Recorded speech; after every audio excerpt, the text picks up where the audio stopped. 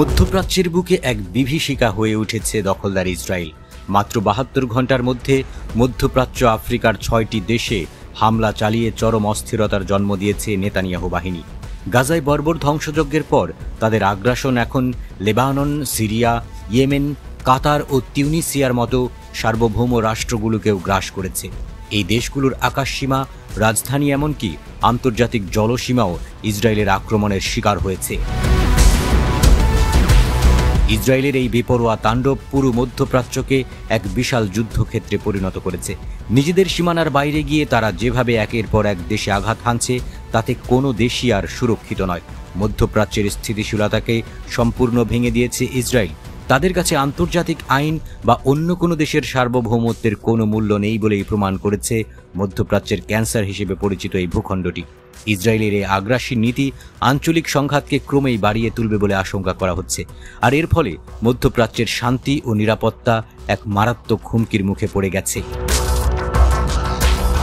আন্তর্জাতিক সংবাদ মাধ্যম আল জাজিরা বলছে, গত সোমবার থেকে বুধবার মাত্র ৭২ ঘন্টার মধ্যে ফিলিস্তিন, লেবানন, সিরিয়া, তিউনিসিয়া, কাতার ও ইয়েমেনের ভেতরে এসব হামলা চালিয়েছে ইসরায়েলি বাহিনী। প্রাণ হারিয়েছেন অন্তত ২০০ মানুষ। এত মানুষের প্রাণহানির ঘটনায় ইসরায়েলিদের আগ্রাসন নীতি নতুন করে প্রশ্নবিদ্ধ হচ্ছে। গত মঙ্গলবার কাতারের রাজধানী দোহায় হামাস নেতাদের টার্গেট করে বিমান হামলা চালিয়েছে দখলদাররা। গাজা যুদ্ধ বন্ধ করতে কাতারের মধ্যস্থতায় একটি মার্কিন প্রস্তাবিত যুদ্ধবিরতি নিয়ে আলোচনার জন্য দোহায় অবস্থান করছিলেন ওই হামাস নেতারা। ইসরায়েলের এই হামলায় হামাসের সিনিয়র নেতা খলিল আল হায়ার ছেলে, তার অফিসের পরিচালক, ৩ জন দেহরক্ষী এবং কাতারের এক নিরাপত্তা কর্মকর্তা সহ মোট ৬ জন নিহত হন। ওই ঘটনার আগে সোমবার গাজায় ইসরায়েলি হামলায় কমপক্ষে ১৫০ জন নিহত এবং ৫৪০ জনের বেশি আহত হন। এছাড়া নেতানিয়াহু বাহিনীর আগ্রাসনে মঙ্গলবার আরও ৮৩ জন নিহত এবং ২২৩ জন আহত হন। শুধু তাই নয়, যুদ্ধবিরতি সত্ত্বেও সোমবার লেবাননে ব্যাপক বোমা হামলা চালায় ইসরায়েল। এতে অন্তত ৫ জন নিহত হন।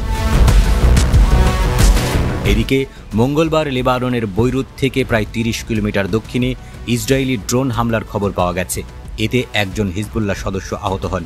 এর আগের দিন সোমবার গভীর রাতে সিরিয়ায় বেশ কয়েকটি স্থানে হামলা চালায় ইসরায়েলি যুদ্ধবিমান। এই হামলাকে নিজেদের জাতীয় ও আঞ্চলিক নিরাপত্তার জন্য সরাসরি হুমকি বলে নিন্দা জানিয়েছে সিরিয়া।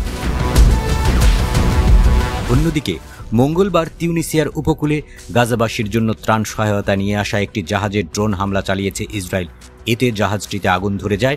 এছাড়া বুধবার ইয়েমেনের রাজধানী সানায় হুথি বিদ্রোহীদের অবস্থান লক্ষ্য করে বিমান হামলা চালায় ইসরায়েল।